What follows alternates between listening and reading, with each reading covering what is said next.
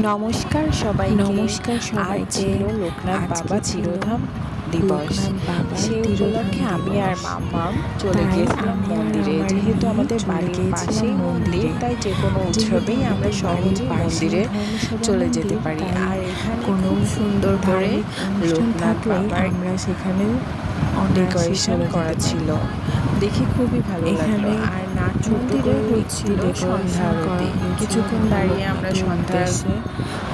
আরতি উপভোগ করলাম। আর ওই যে ওইখানে সৌমি আর দিদুন বড় মন্দিরে ঘন্টা বাজাচ্ছিল। ছোট বাচ্চাদের মন্দিরে নিয়ে গেলে খুবই ওরা উপভোগ করে। আর এখানে ভক্তরা জড়ো হচ্ছিল কারণ রাতে ভাগবত পাঠ অনুষ্ঠিত হবে। আজ এই পর্যন্তই থাক।